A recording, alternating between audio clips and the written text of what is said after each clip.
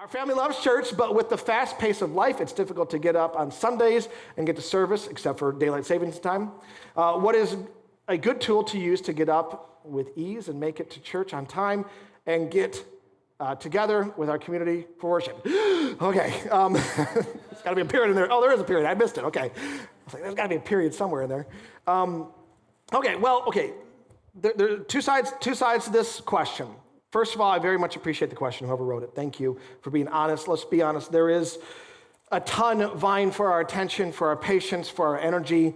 As I'm getting older, and I know I'm not old, but as I'm getting older, I'm finding less and less energy. I used to be able to just head down and power through and work into the wee hours of the night. Now I'm like 10 o'clock, let's go to bed.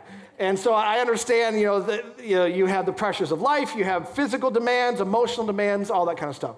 And it's getting more and more difficult. There's many tools out there, obviously. There's for those days that you do have to miss. You're sick, you're traveling, whatever. I mean, we got 7,000 cameras all over this place for the live stream. I mean, so that's a good tool to stay connected.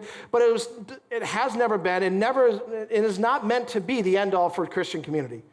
And I hope this question, I hope there's some question there somewhere that I can maybe answer in the following weeks or services about the need for the church.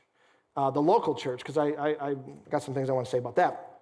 But one of the needs for the local church is authentic community, and you can't find that online. I mean, I'm glad that we have the cameras. I'm thankful that we have moderators that can answer questions, but that is by no means ever meant to be a substitute for church. And for those of you that only watch online, I'm thankful that you found us, but please, at some point in your journey, walk through the doors of this church. We don't bite, we're kind of nice, and we smell good. So we genuinely want to know you and not just transmit to you. But to that said, there's the online tool. There's a course, this little thing invented just 2 years ago called the Alarm. Okay, I'm gonna rant for a second, and this, please, is by no means disrespectful to the person that wrote it, but because I don't know the situation. But I just don't understand. If you're someone that, I just show up late, I'm always 10 minutes late. Novel idea, set the alarm clock 10 minutes earlier. I don't know. Rip off the snooze button. Find a clock. They have clocks that don't have snooze buttons. You know that, right? You can find those on Amazon and buy them that don't have the snooze button. If you're one of those people that just hits it 20 times, just set the alarm a little bit later, drink 2 more cups of coffee, and you're good to go. As far as tools, I don't know. I wish there was some grand scheme, but honestly, most tools, other than just better time management, most tools will probably lead people, like if there's I guess I'm honestly not understanding the question. I don't know. I have no idea what the question's asking, actually. I will say, just to wrap this up, because I'm beyond confused, because I don't know what tool, I guess I could wake you up. I could go there and physically drag you out of the bed, come on, Jesus needs you. I guess I could do that. But anything short of the alarm and me just kicking the door down like a stormtrooper, I don't think there's going to be a lot of tools that get you up.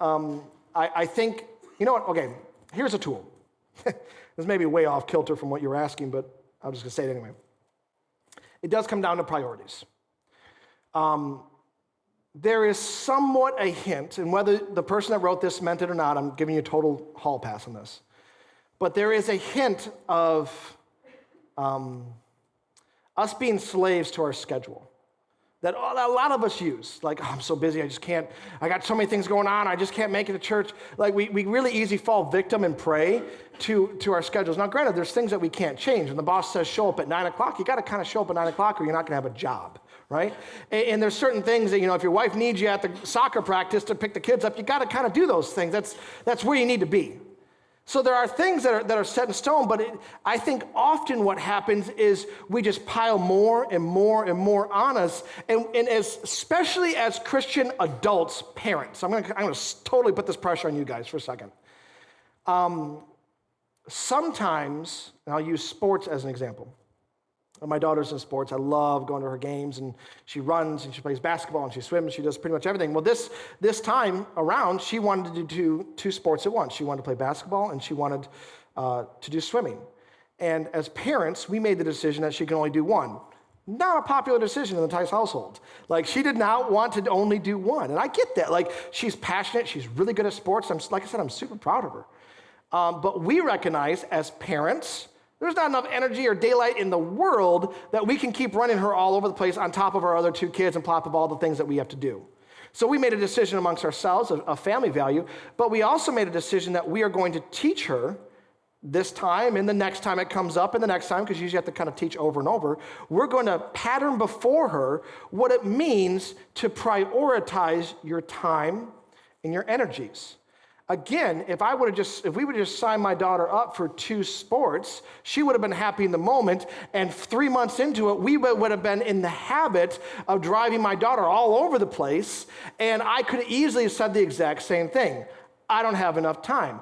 You don't understand what my schedule is. It's hard for me to get up. The reason it's hard for you to get up is probably because you're running like a mad dog on a day when you're supposed to maybe have some rest or go to bed early so you can be prepared emotionally and spiritually for a time of gathering to worship God. The reality is, chances are you're not going to church on a regular basis because you have not prioritized it. I know that's heavy-handed and that's super judgmental, and maybe I'm wrong.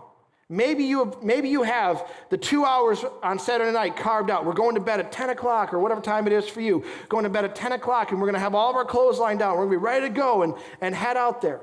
Maybe you're ready to go, and still this day you just haven't figured out how to use a clock. Maybe that's the possible. Chances are you have worked so hard, you piled yourself with too many tasks and not enough day, and you've driven, and you've signed yourself and your kids and yourself up for so many things: media and technology, entertainment, sports, things with school, even busyness at church functions, okay? You signed yourself for all for those things.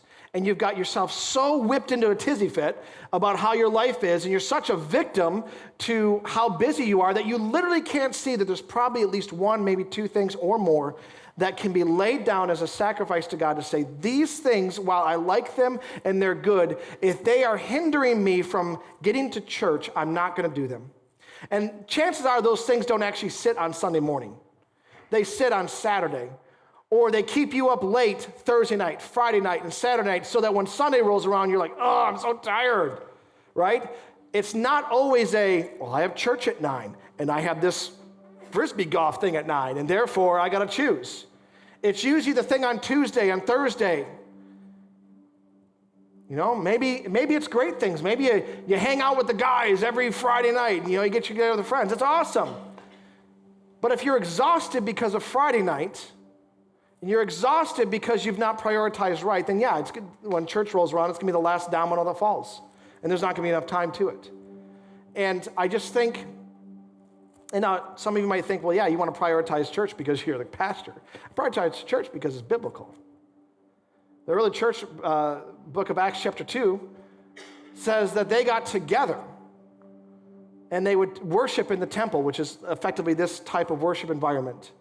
And they would get together throughout the week and break bread and connect and fellowship with each other throughout the week. It's biblical. We are called not to forsake the assembling together. In other words, we need to assemble together. Whether you like it or not, whether you see value in it or not, God sees value in it. It is something that He has told us that if we want to have a life that is rooted and grounded, then we need to be planted in the household of God. And so for all those lone rangers out there that can get by with 1 or 2 or 3 or 5 Sundays not being at a church, there's no badge of honor for that. What, you can somehow skirt by when God says we shouldn't do that?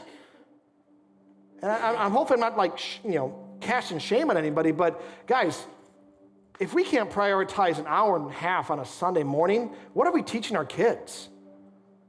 What kind of habits are we passing down to our kids when we just say, sign up and do everything? Daddy's busy, he's got to work more, mommy has to go to this thing. What are we teaching our kids? We're not really teaching them along the ways of godliness. And because we don't really teach them, can we really expect that when they're old, they're not going to fall away from this thing?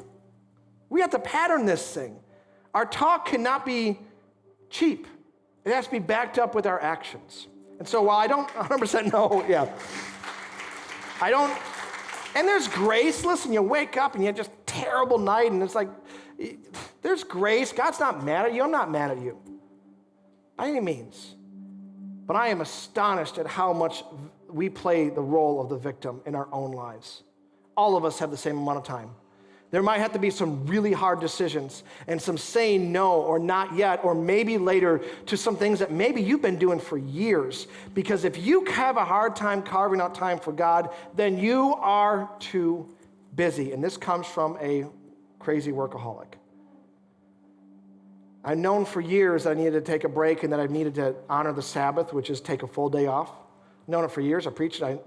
It wasn't until about a year ago, maybe a little over a year ago, that I actually started doing it. I talked about it, but I started doing it, and it was painful to shut things down, to not get as much done throughout the day. It was difficult, but I made a decision to follow God's word and not follow my calendar.